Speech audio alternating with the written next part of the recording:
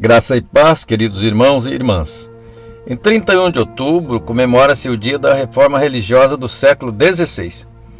Durante este mês, abordaremos alguns aspectos da história da Igreja, os erros que se introduziram nela e o porquê da Reforma. Começamos a destacar o crescimento extraordinário da Igreja e o início das perseguições. Nesta segunda mensagem, vamos seguir afirmando que, a despeito das piores adversidades, a Igreja de Cristo nasceu para ser vitoriosa. A Igreja cristã triunfou em um mundo de violência desde os primeiros séculos. Cristãos foram mortos aos milhares só por não adorarem aos deuses pagãos ou por não venerarem os imperadores. A Igreja enfrentou Nero, Calígula. Só nos anos 235 a 285, houve 26 imperadores romanos. Apenas um teve morte natural, os demais foram assassinados. Era um contexto infernal. Ainda assim, o número de cristãos no mundo, no final do primeiro século, já era de 500 mil. No segundo século, 2 milhões. No terceiro século, 5 milhões. No quarto século, alcançava a impressionante marca de 10 milhões de cristãos. O cristianismo tornou-se uma força visível e invencível que se impunha tanto pelo seu número como pela moral dos seus membros. Então, qual foi a grande jogada política? Para garantir o seu poder, os imperadores resolveram favorecer os cristãos. Logo em 313, Galério, imperador do Oriente, publica o Edito de Tolerância, o qual proibia a perseguição dos cristãos. E em 13 de junho de 313, Constantino, pelo Edito de Milão, deu liberdade de culto aos cristãos em todo o Império Romano. E no ano 380, com o imperador Teodósio, o cristianismo torna-se religião oficial do Estado. Com isso, a Igreja ganhou poder político, todavia perdeu poder espiritual. Desde Constantino 313,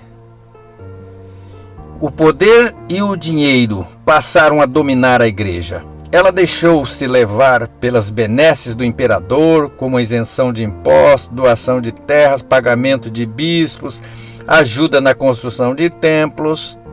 Com seus favores, os imperadores dominaram a Igreja. Todos que se batizavam como cristãos desfrutavam de benefícios sociais e econômicos. Desta forma, o mundo entrou no arraial dos cristãos. De perseguida, a Igreja passa a ser privilegiada. O crescimento numérico, então, foi no quinto século 15 milhões. No século 15, 100 milhões, 25% da população mundial eram de cristãos. Com um povo sem conversão e sem Bíblia, com a missa em latim e o orador de costa para o povo, vem as práticas da oração pelos mortos, vem a adoração de imagens, canonização de santos, adoração de Maria, a legalização da penitência por dinheiro, confissão ao sacerdote, rosário, vela e etc. O poder político e econômico dominou a liderança da Igreja. Criou-se a simonia, isto é, venda dos cargos oficiais da Igreja por altas somas de dinheiro. Qualquer cargo poderia ser adquirido dessa forma, inclusive até para filhos e netos que ainda haveriam de nascer. Ao longo dos séculos, criou-se o clero com seus inúmeros cargos e sua hierarquia. O clero estava no cume do poder político e econômico. Fazer parte dele era ser nobre. Com essas e outras práticas, a Igreja chegou a ser dona de 2/3 das terras da Europa, segundo o historiador Idel Becker. E onde estava a verdadeira Igreja? Cristãos fiéis e honestos levantavam-se contra esses erros, mas vários movimentos foram abafados. Os cristãos que divergiam do clero eram perseguidos e mortos. A Igreja se desviou totalmente da palavra de Deus e se tornou intolerante com os seus próprios fiéis. Batalhas terríveis sempre foram enfrentadas pelos cristãos, porém nos momentos cruciais o poder de Deus se manifestou. Deus levantou vozes inconfundíveis e sua igreja foi reconduzida nos caminhos do nosso Senhor, através da reforma religiosa.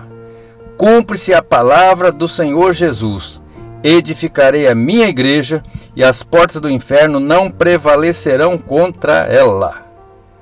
A igreja de Cristo nasceu para ser vitoriosa. Glória ao nosso Deus.